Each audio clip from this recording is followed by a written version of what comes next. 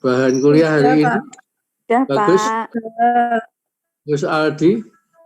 Ya, Pak. Oke, satu-satu dulu, Bagus Aldi. Bahan bisa kamu baca?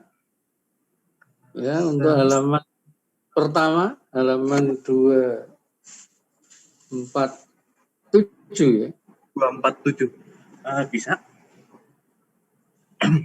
Nah, dari yang ilustrasi atau langsung ke logistik, Pak? Logistik Indonesia. Ya, mulainya logistik Indonesia. Pak. Kamu baca satu alinea saja. Baik. Logistik Indonesia. Dengan semakin terintegrasinya perdagangan dunia, Indonesia pun memiliki peran penting dalam jalur pelayaran nasional melalui Selat Malaka. Tidak hanya itu, Indonesia menjadi bagian dalam program One Belt One Road Initiative atau disingkat menjadi OBOR yang merupakan perwujudan dari jalur sutra maritim abad ke-21. Oke, ya, dilanjut Ripka Hudajulu. Ripka Hudajulu. Ya, Pak. Baik. Ya. Alinea berikutnya. Ya, Pak.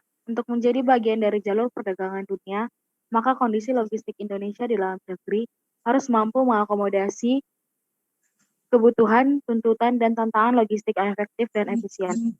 Namun demikian, kondisi dalam negeri Indonesia masih berkutat pada sekitar pertanyaan-pertanyaan berikut. Yang pertama, untuk jarang yang kurang lebih sama, biaya pengiriman kontainer dari Jakarta ke Padang mencapai $600, sementara dari Jakarta ke Singapura hanya dibutuhkan $185. Yang kedua, harga jual jeruk Cina jauh lebih murah di toko-toko buah di Jakarta ketimbang jeruk dari Medan atau Pontianak. Yang ketiga, harga 1 kg daging sapi lokal mencapai Rp120.000, sementara harga daging sapi impor dari Malaysia dan Australia sekitar Rp800.000 per kilogram. Oke, itu dulu. Ya, jadi untuk logistik Indonesia itu memang terjadi masalah-masalah yang harusnya kita benahi itu. Ya, harusnya kita benahi. Yang bertanggung jawab ini mestinya ada menteri yang paling bertanggung jawab mestinya. Ya. Kenapa? Ya. Jakarta ke Padang $600, sedangkan Jakarta ke Singapura hanya butuh $185. Nah, ini perbandingan yang 3 kali lebih ya. Malah 3 kali lebih. Nah, ini kenapa kok bisa begitu? Ya. Yang kedua yang bisa kita lihat kalau kita belanja di supermarket, ya, kenapa ya jeruk Cina itu kok lebih murah daripada jeruk kita ya, jeruk Medan, jeruk Pontianak. Nah, ini kenapa kok bisa begitu? Mestinya kalau dilihat dari posisinya ya, posisi jeruk di Cina dan jeruk di dalam negeri mestinya kan harusnya murah yang dalam negeri mestinya. Tapi kenapa kok ya harga jual jeruk Cina itu kok malah lebih murah dibandingkan jeruk Medan dan Pontianak. Nah, kemudian yang mencolok lagi ya, itu kalau kita melihat di supermarket daging sapi lokal itu kadang sampai 120.000 ya. Sedangkan kalau dari Malaysia atau Australia cuma sekitar 80.000. Nah, ini ya persoalan logistik di negara kita. Ya, kok kenapa bisa begitu? Ya. Jadi apakah keadaan seperti itu harus kita teruskan, harus kita terima, atau kita seharusnya bisa memanage supaya harga lokal itu mestinya kan lebih murah mestinya.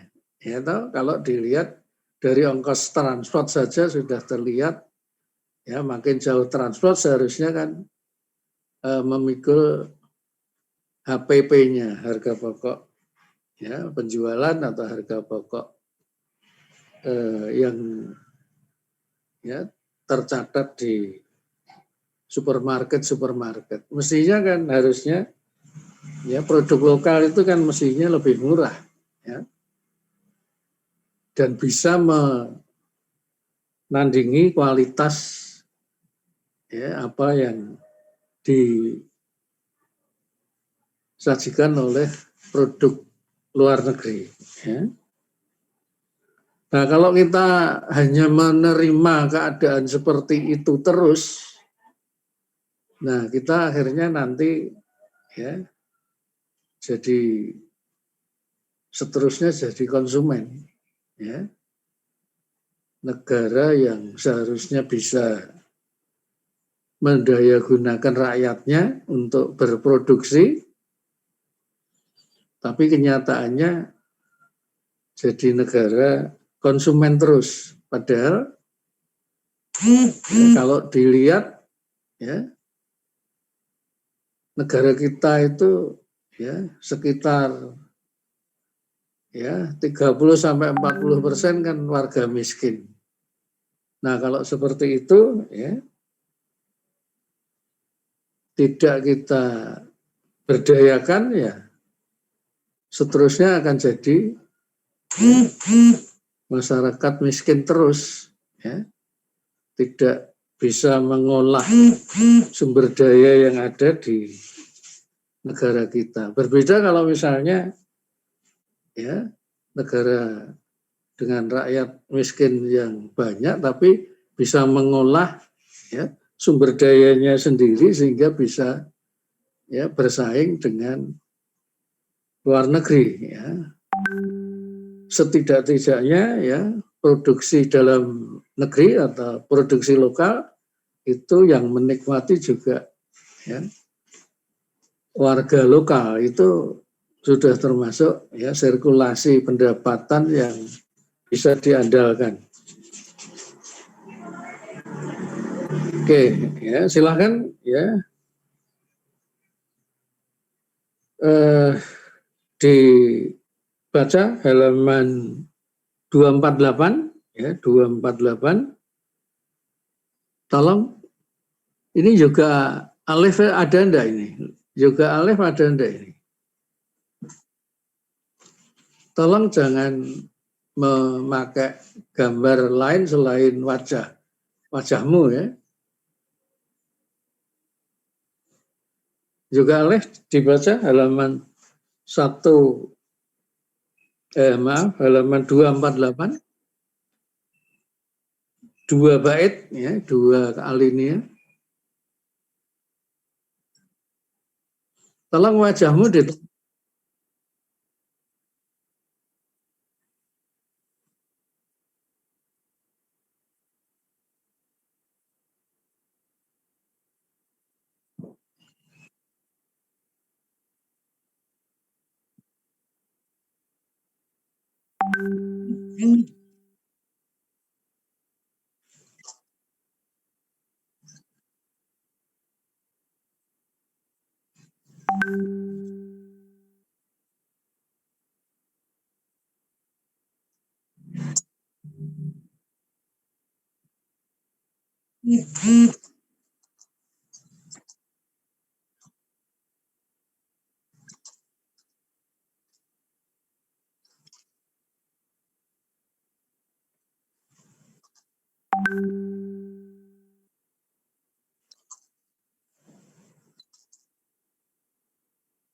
Oke, cukup dulu.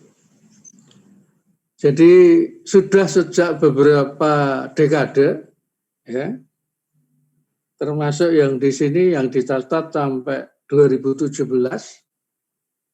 bahkan sampai sekarang ya, itu biaya logistik negara kita itu kalau dibandingkan dengan negara ASEAN ya, atau negara di Asia Tenggara begitu, itu kenapa kok bisa ya paling tinggi begitu. Ini kan juga mengherankan.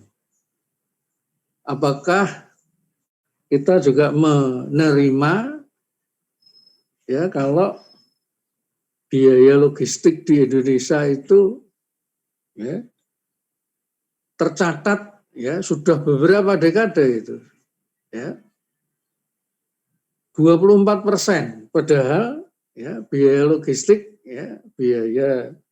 logistik itu sampai 24%. Ya. Nah, sedangkan di 24% dari gross domestic product ya, sampai sebesar itu. Ya. Padahal kalau kita lihat negara lain di ASEAN, itu Singapura itu hanya 8% dari GDP-nya. Ya. Jepang 10,6% dari GDP-nya. Malaysia 13%. Korea Selatan ya 16,3% dan Thailand 20%. Nah, Indonesia ya untuk biaya logistik ini ternyata itu paling tinggi ya, bahkan lebih tinggi dari Thailand. Nah, ini kenapa ini ya?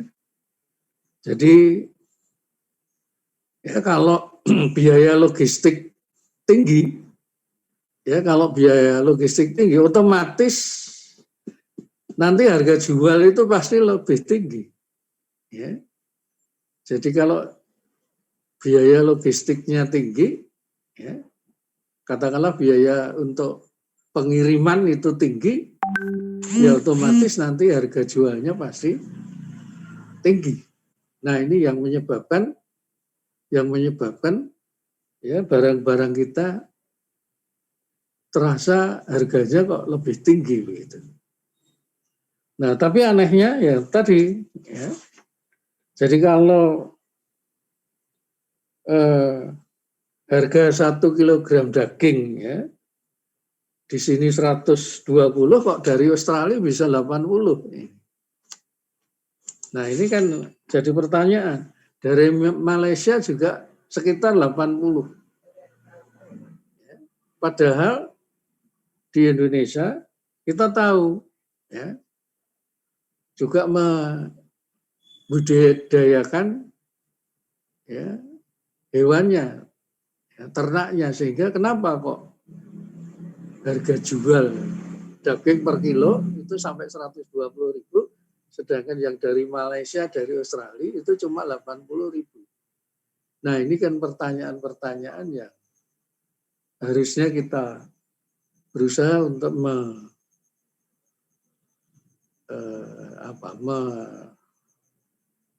bahasa Jawanya ngoncai. Kok seperti itu?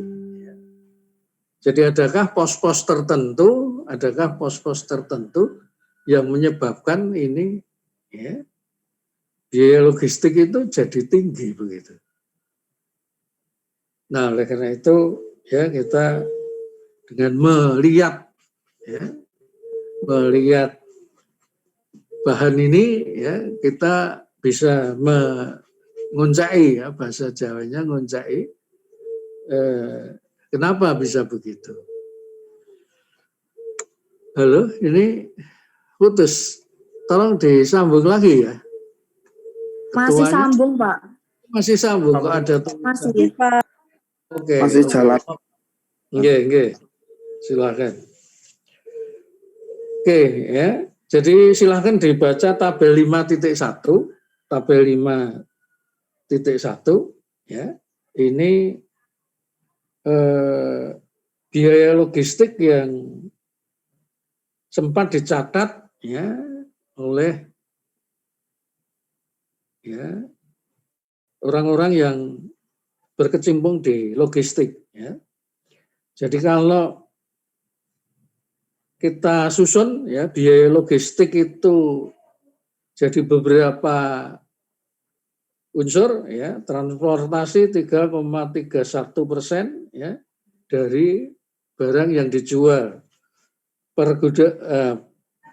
pergudangan atau penggudangan 2,03, penyimpanan sediaan 1,82, pelayanan pelanggan dan pemrosesan order 0,56, administrasi 0,39, lain-lain 0,19. Jadi keseluruhannya ya 8,3% dari harga jual barang. Nah ini yang menyebabkan ya biaya logistik ya.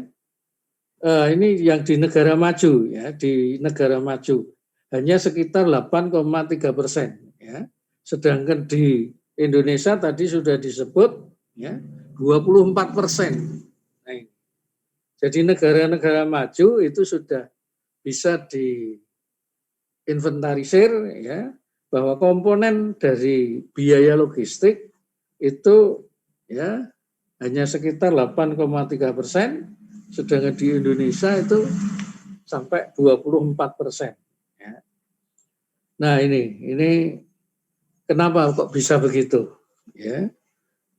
Nah nanti ya kamu yang belajar di D3 mungkin nanti bisa lanjut ke yang lain, atau kalau mau bekerja ya usahakan ini kok Indonesia itu kok bisa biaya logistiknya itu sampai 24%. Ya. Nah kalau untuk negara maju itu di bawah 10%. Nah yang agak mendekati kita Thailand ya, Korea Selatan ya, itu 16,3 untuk Korea Selatan, sedangkan untuk Thailand 20%. Ya.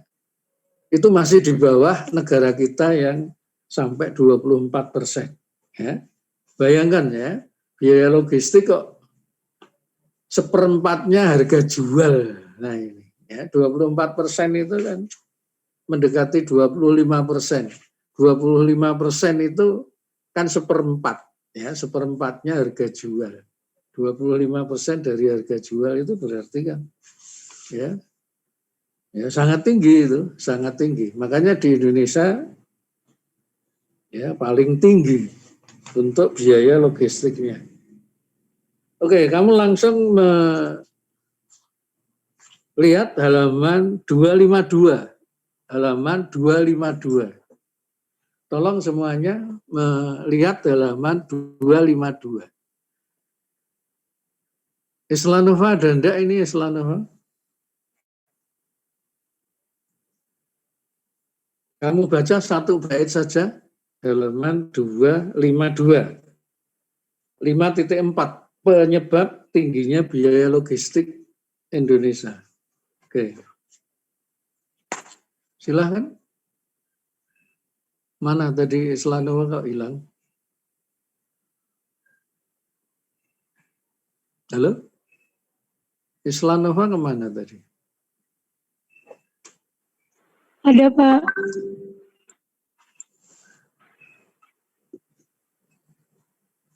Gambarnya kok hilang, mana ini?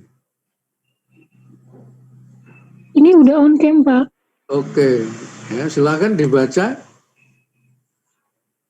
Halaman 252, ya, penyebab tingginya biaya logistik Indonesia. Bentar.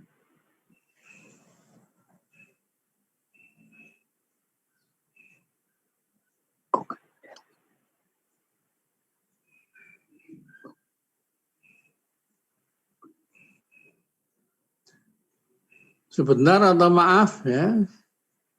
Ripka Hutajilu gantian, kamu baca. Ya Pak. Halaman 252 kan Pak? Ya, betul. Penyebab tingginya biaya logistik Indonesia. Karena sebagian besar biaya logistik dipengaruhi oleh biaya transportasi, gudang, dan penyimpanan sediaan atau turunannya adalah fasilitas pengelolaan sediaan atau barang seperti pelabuhan. Maka pembenahan logistik harus ditekankan pada pembenahan ketiganya. Sistem transportasi laut dan pelabuhan harus diperbaiki sehingga proses logistik perlahan-lahan beralih dari transportasi darat ke transportasi laut. Berikut beberapa penyebab utama tingginya biaya logistik yang diakibatkan oleh sistem transportasi yang buruk atau juga berdampak kepada inventory dan gudang. Yang pertama, biaya logistik di pelabuhan tinggi. Indonesia belum memaksimalkan transportasi melalui laut, sehingga sistem transportasi laut kurang diperhatikan. Di antaranya bisa dilihat dari infrastruktur di pelabuhan yang buruk. Akibatnya adalah tingginya dwelling time, sehingga kapal harus menunggu lama untuk proses penanganan barang. Ketika kapal menunggu, maka barang-barang yang dibawa menjadi inventory yang juga menunggu lebih lama sebelum terjual. Ketika kapal 2000 TEU menunggu selama 4 hari untuk dapat masuk pelabuhan, maka kerugian bagi perusahaan pelayaran sebesar $10.000. Selain itu, handling tidak efisien, menyebabkan kerugian atau kerusakan selama penanganan. Dampaknya adalah fungsi pelabuhan sebagai terminal tempat proses pemindahan antar moda tidak tercapai dengan baik. Oke, itu dulu. Jadi biaya pelabuhan, biaya logistik di pelabuhan itu tinggi. Nah, ini sudah sekian lama juga, ya, sehingga ya presiden yang baru ini dulu pada waktu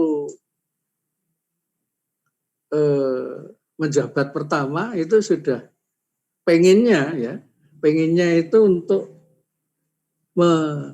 manage ya atau mengelola pelabuhan lebih efisien lagi, ya.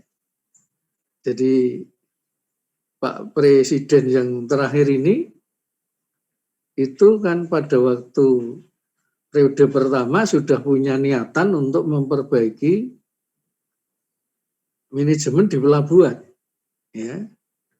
Bahkan ya Presiden Jokowi ini ya punya angan-angan dulu, ya. Entah sekarang jadinya apa, saya tidak melihat ya yang terakhir, yang tadinya ya antri di pelabuhan itu 2 minggu, ya. Jadi antri di pelabuhan, jadi kalau ada truk ngangkut di pelabuhan, ya antri 2 minggu, atau sebaliknya kapal-kapal yang mau menurunkan antri 2 minggu, ya untuk dilanjutkan, ya itu maunya dipersingkat jadi 4 hari. Ya. Jadi tadinya 2 minggu, maunya dipersingkat jadi 4 hari. Tapi nyatanya ya sekarang jadinya apa ya? Saya tidak mengikuti lagi, tapi yang jelas kalau 4 hari kok nampaknya ya belum, ya nampaknya belum.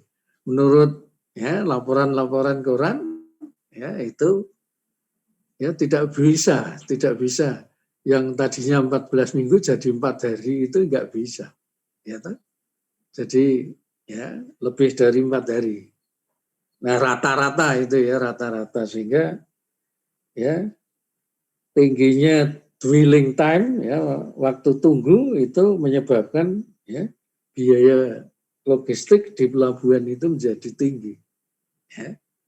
Jadi kalau hitung-hitungannya ya kerugian ya bagi perusahaan pelayaran yang mau menurunkan atau menaikkan itu ya bisa sampai mencapai $10.000, ya. Itu selama 4 hari, ya. Jadi hitung saja. Jadi kalau nunggu ya 4 hari, katakanlah sampai 16 hari, itu ruginya sudah $40.000. Kalau misalnya ya 4 hari saja, ya itu sudah ya ruginya sekian ribu dolar. Ya. Nah, oleh Pak Jokowi ya itu mau diperpendek ya, yang tadinya 2 minggu kalau bisa jadi 4 hari, ya. Jadi 4 hari. Nah, berarti ada penghematan yang banyak sebetulnya, ya. Tapi kenyataannya ya kadang-kadang tidak hanya presiden, ya, mungkin pejabat-pejabat di bawahnya juga ya, biasanya ya, kasus seperti ini akan berlaku hangat-hangat tai ayam, ya, hangat-hangat tai ayam. Ya. Jadi pada waktu ada gebrakan, ya tai ayam itu ya baru jatuh dari dubur ayam, ya masih hangat. Tapi nanti beberapa waktu ya dingin. Ya. Nah itu yang disebut hangat-hangat tai ayam itu. Bahasa lainnya obor belarak. Ya. Pada waktu ada gebrakan, ya, wah itu gretek. Ya. Obor belarak itu daun kelapa ya, yang sudah kering, ya, beberapa helai begitu, ya, 25 helai atau 50 helai ya, dibakar, ya, itu gretek ya, bisa menerangi lingkungan sekitar. Ya. Tapi nanti kalau beberapa menit ya mati. Ya. Nah itu peribahasa Jawa ya, paribasan ya. Kalau Jawa itu paribasan, hangat-hangat tai ayam atau obor belarak. Ya. Kalau pas lagi ada gerakan itu, yuk.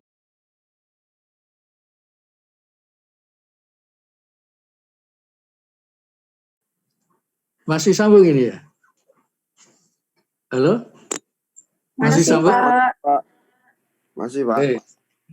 Jadi penyebab tingginya biaya logistik di Indonesia, ya itu yang pertama ya biaya logistik di pelabuhan tinggi. Ya. Nah, biaya logistik di pelabuhan tinggi, ya, sampai ya, Presiden ya punya gebrakan, tapi gebrakannya nampaknya ya itu tadi hangat-hangat tai ayam atau obor belarak. Pada waktu diberikan gebrakan ya semua nampak bergerak, tapi ya sebentar saja langsung padam lagi. Nah itu tugas ya. Lain juga ya kalau ya memegang jabatan di jabatan-jabatan yang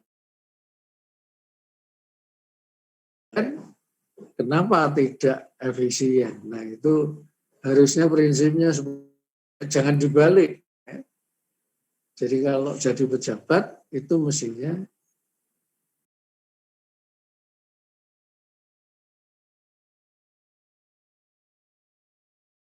pada sebelumnya, ya jangan dibalik, prinsip itu jangan dibalik. Ya. Kenapa tidak diperpanjang? Ya. Kalau bisa diperpendek, atau kenapa diperpendek kalau bisa diperpanjang? Nah itu jangan dibolak-balik.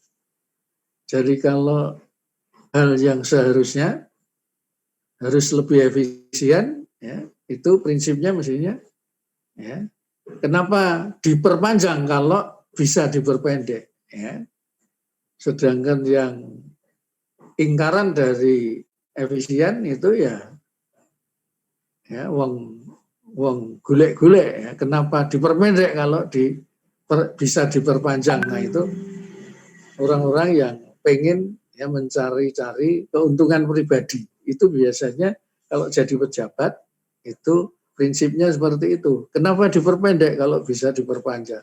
Nah itu ingkaran dari efisien. Ya. Efisien itu kenapa diperpanjang kalau bisa diperpendek. Ya. Oke, ya. Yang kedua, backhaul buruk. Ya, tolong dibaca. Ya, tolong dibaca. Ya, Feni Dewanti ada enggak ini? Feni Dewanti kabur atau ada? Feni? Tidak ada Feni Dewanti. Irastianingrum. Ira Setianingrum? Ada? Ya Pak, ada Pak. Oke, dibaca. Ya Pak. Yang backhouse buruk itu nggih Pak. Oke, halaman 253. Ya. Backhouse buruk. Yang kedua adalah backhouse buruk. Ketika sepatu diangkut dengan truk dari Jawa Timur ke Jakarta, maka kembalinya truk ke Jawa Timur juga sebaiknya mengangkut barang atau backhouse. Biaya truk seperti biaya sopir dan bahan bakar dibebankan kepada jumlah unit barang yang dikirim ke lokasi tujuan dan yang dibawa truk kembali ke lokasi awal. Jika truk kembali ke Jawa Timur tanpa membawa barang, maka biaya truk dibebankan ke jumlah unit barang yang lebih sedikit. Akibatnya harga jual naik. Demikian, backhaul transportasi laut di Indonesia pun sangat buruk. Utilisasi kapal laut dari Pelabuhan Tanjung Perak, Surabaya menuju Indonesia Timur atau head haul tidak mencapai 70%. Dan ketika kembali ke Surabaya atau backhaul, utilisasinya rata-rata 40% saja. Backhaul yang buruk menyebabkan gudang tidak terisi penuh pada beberapa lokasi, sehingga biaya operasional gudang tidak tertutup oleh keuntungan penjualan. Oke, ya. Jadi backhaul buruk.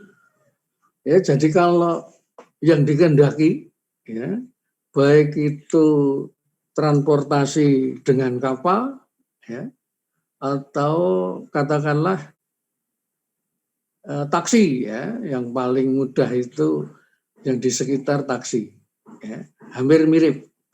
Jadi kalau kapal ngangkut, ya, dari Jakarta ke Papua sana, itu harapannya itu dari Jakarta ke Papua isi, ya. Nah, isinya kalau di sini tadi diceritakan cuma sekitar 70%, ya, tidak bisa penuh. Nah, kemudian dari Papua kembali ke Jakarta itu, ya, yang diharapkan bisa terisi, ya, katakanlah sama 70%, kenyataannya isi 40%. Ya. Jadi coro Jawane kalau bahasa Jawanya itu mangkat isi mulai gelondang. Nah, ini kan termasuk, ya, nanti, ya, menanggung beban, ya. Jadi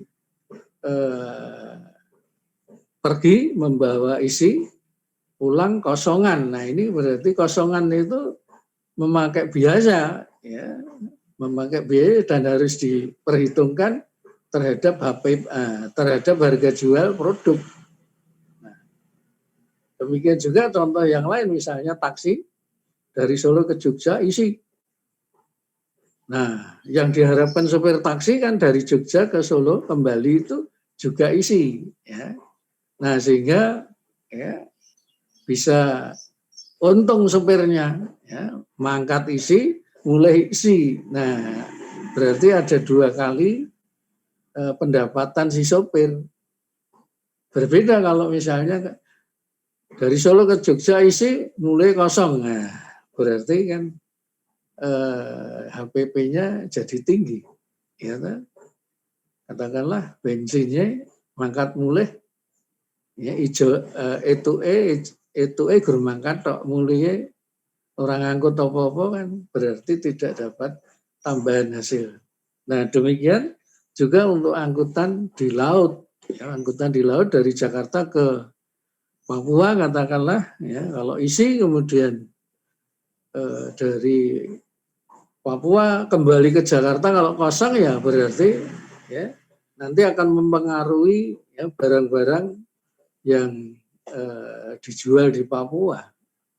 Ya, berbeda kalau misalnya dari Jakarta ke Papua isi, Papua ke Jakarta juga, ya, ada isinya, katakanlah walaupun tidak sepenuh berangkatnya, tapi itu bisa dipakai untuk, ya, perhitungan harga jual, ya, produk di Papua sana, ya.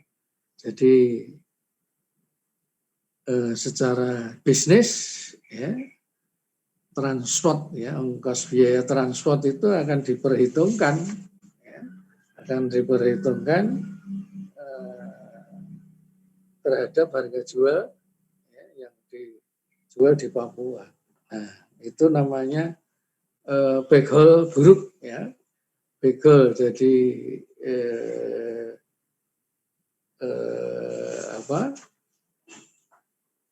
biaya kembalinya atau beban kembalinya ke tempat semula itu buruk ya. Jadi harusnya ya kalau isi itu bisa dapat ya tambahan pendapatan, tapi kalau kosong ya berarti ya biaya transportnya lebih tinggi. Nah, itu backhaul buruk, maksudnya biaya kembalinya itu buruk, beban kembalinya buruk. Oke, yang ketiga ya, halaman 254 tolong dibaca. 254 tolong dibaca. Ya, Alvin Bagas. Ya Pak. Oke. Yang Nomor ketiga, 3. banyaknya intermediasi, perantara, agen, maklar, dan sebagainya di dalam sistem logistik. Sebagai contoh, proses pengiriman cabai dari petani di Jawa Timur ke Jakarta harus melalui 6 tahap.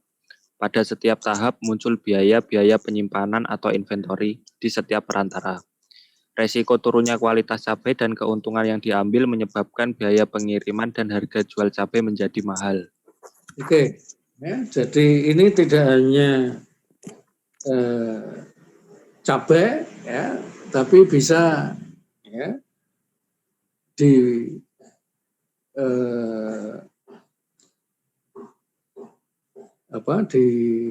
dialami oleh produk-produk yang lain. Ya. Jadi misalnya produk bawang, ya, produk buah dan sebagainya. Jadi kita melihat gambar ya. Jadi di gambar itu ada nomor-nomornya, ya. Di gambar itu ada nomor-nomornya, bisa kita pakai untuk contoh, ya. Nomor 1, petani Jawa Timur 40.000 per kilogram, ya. Jadi dari petani maksudnya, dari petani Jawa Timur, ya, ulaane atau harga beli yang akan dijual lagi ke Jakarta itu 40.000 per kilogram. Ya. Nah, setelah petani itu ada pedagang pengepul. Nah, itu. Jadi pedagang pengepul itu pasti ya pengen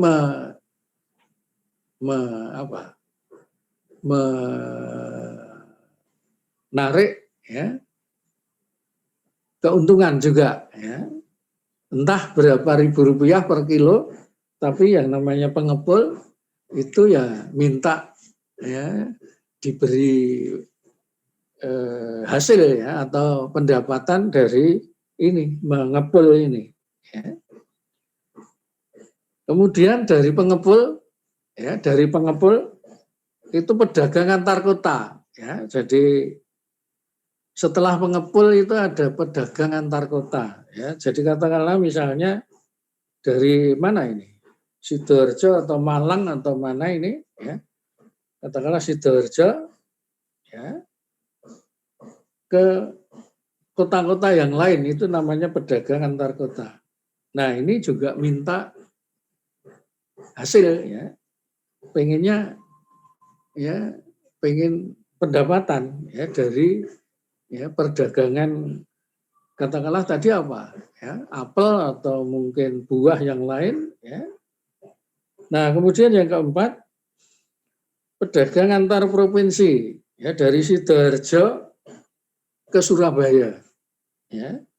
Jadi Sidoarjo ada pedagang antar kota, kemudian diserahkan ke pedagang antar provinsi misalnya di Surabaya ya. Nah, pedagang Surabaya ini kemudian yang membawa ke Jakarta, ke Jakarta, ke pasar Kramat Jati, pasar induk Kramat Jati.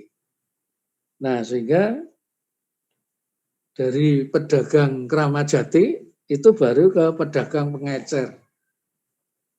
Nah, sehingga setiap setiap usaha yang pengepul, yang pedagang antar kota, yang pedagang antar provinsi, sampai ke pedagang pasar induk Kramat Jati sampai ke pengecer, itu kan mungut atau mungkin minta pendapatan, minta hasil sedikit sedikit kali banyak itu ya banyak.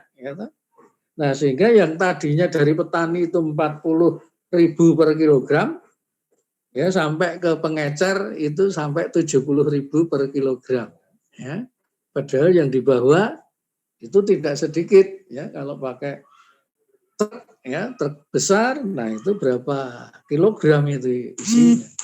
Jadi tinggal mengalihkan. Nah, itu yang menyebabkan harga perantara, agen, makelar, itu yang menyebabkan harga itu memang menjadi tinggi. Nah, itu kita sebut dengan perantara atau mungkin intermediasi dalam sistem logistik. Jadi itu kenyataan, jangan dicoba ditebas. Kalau dicoba ditebas nanti akhirnya malah bisa jadi pasaran hancur, produk jadi hilang, Nah, kadang-kadang memang harus seperti itu. Kalau menebasnya terlalu drastis, bisa hancur. Dulu jeruk jeruk Pontianak pada waktu saya SMA, pada waktu saya SMA sekitar tahun 70-an, 72 sampai 75, itu jeruk Pontianak itu terkenal hebat. Sudah buahnya bagus, rasanya manis, dan dimakan enak. Tapi ada beberapa katakanlah merasa lebih berwenang ngatur. Nah, ngatur itu sepertinya menebas dengan kasar gitu ditebas itu jalur-jalur yang sudah ada, ditebas akhirnya apa? Akhirnya yang namanya jeruk Pontianak itu hilang dari pasaran. Hilang dari pasaran. Nah, sehingga saya yang tahun 75 itu merasakan nikmatnya jeruk Pontianak. Baru beberapa tahun akhirnya hilang dari pasaran malah. Sampai sekarang tidak seperti yang saya katakan saya waktu SMA tahun 70-an 4, 70-an 5 itu Sekarang jeruk Pontianak malah tinggal tidak seperti yang diharapkan. Dulu buahnya enak, lumayan besar-besar, air jeruknya banyak, pokoknya pilihan jeruk Pontianak itu pilihan. Tapi itu dari perdagangan yang ini dikatakan di halaman 254 itu banyak intermediasinya. Nah, mau ditebas, intermediasinya ditebang dengan tergesa-gesa, akhirnya malah hilang dari peredaran. Nah, ini memang yang namanya intermediasi ini kalau mau menghilangkan sulit itu, mau dihilangkan sulit. Ini sepertinya sudah alami dari petani, pengepul dulu, terus kemudian pedagang antar kota, pedagang provinsi, pedagang pasar Jakarta, kemudian baru pengecer. Ini mau ditebas petani langsung pengecer nanti malah produknya bisa hilang seperti jeruk Pontianak itu. Oke, ya kita lanjutkan ya sebentar lagi. Tolong dibaca. Ya, Rina Fitriana ada enggak? Rina, tolong dibaca. Ya, Iya, Pak. halaman 255. Tol Laut Indonesia. Iya, Pak. Tol Laut Indonesia. Pengertian Tol Laut Indonesia adalah konsep meningkatkan konektivitas seluruh Indonesia melalui jalur laut yang efektif, berupa kapal yang berlayar secara rutin dan terjadwal dari barat sampai ke timur Indonesia, dan kembali dari timur ke barat Indonesia. Konsep ini dalam bahasan sebelumnya disebut sebagai pendulum. Pada awalnya, konsep tol laut adalah pendulum Nusantara, yaitu 6 pelabuhan, yaitu Belawan, Batam, Tanjung Priok, Tanjung Perak, Makassar, Sorong, yang berperan sebagai hub dihubungkan dengan jalur transportasi laut. Jalur ini bergerak dari barat ke timur dan kembali lagi ke barat seperti sebuah pendulum. 6 pelabuhan ini terhubung dengan lokasi-lokasi lain di sekitarnya. Tujuannya adalah untuk mengurangi biaya logistik. Oke, ya. Saya mau tanya, Rina, pendulum itu apa? Pendulum? Kurang tahu, Pak. Kurang tahu. Ya. Iya. Tanya yang lain. Laras Sesanti ada enggak ini? Ya, lari, kabur atau masih mendengarkan? Laras? Ada, Pak. Ya. Pendulum itu apa? Kurang tahu juga, Pak. Kurang tahu. Billy Abigail ada enggak ini? Billy Abigail ada enggak? Ada, Pak. Billy mana? Wajahnya mana? Ada, Billy Pak. Abigail. Hadir. Hadir, Pak. wajahnya Ini. mana? Tolong Ini, Pak. wajahnya. Bentar kok. Ini. Posisi sudah berubah. Oke, sebentar saya carinya. Ya, wajahnya Billy Abigail. Yang baju hijau, Pak. Sebentar. Oh ya, Billy Abigail ada. Ya. Tadi yang menjelaskan kenapa tadi ya. Iya, Pak. Mundurnya agak panjang tadi. Oke. Ya. Silakan Billy Abigail ngerti tidak pendulum? Pendulu kurang paham juga, Pak, masalah pendulu. Oke, dua lagi saya coba. Ya. Alvin Bagas, tahu tidak pendulum? Ya, Pak. Ngerti enggak pendulum itu apa?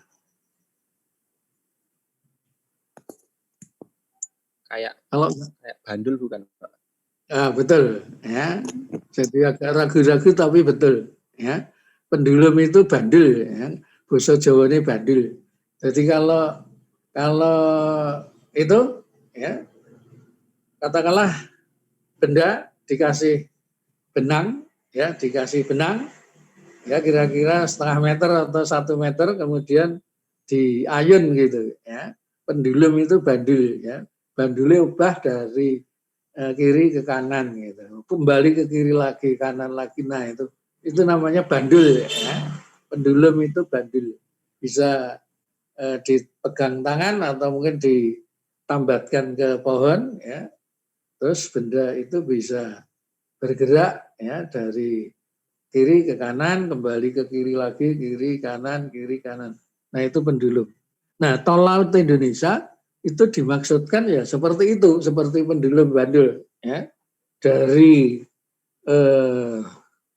Belawan, ya, Batam, Tanjung Priok, kemudian Tanjung Perak, Surabaya, Makassar, ya,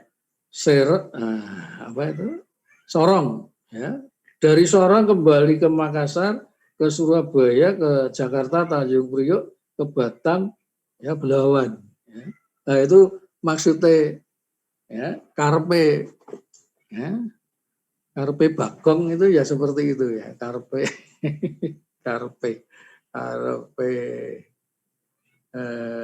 bilung, ya. Kalau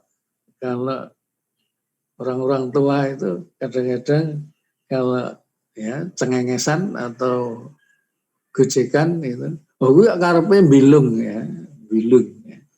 Jadi diusahakan sebetulnya itu tol laut Indonesia itu ya bergerak seperti bandul itu tadi ya, dari Indonesia bagian barat ya mulai mana itu Belawan ya, kemudian Batam, kemudian Tanjung Priok, Tanjung Perak, Makassar, Sorong, kembali lagi dari Sorong ke Makassar, Tanjung Perak, Tanjung Priok, Batam, Belawan ya. Jadi seperti bandul seperti itu. Tapi ada tapinya, apakah ya gerakan seperti pendulum atau bandul itu efisien atau tidak ya. Yang tahu masyarakat ya.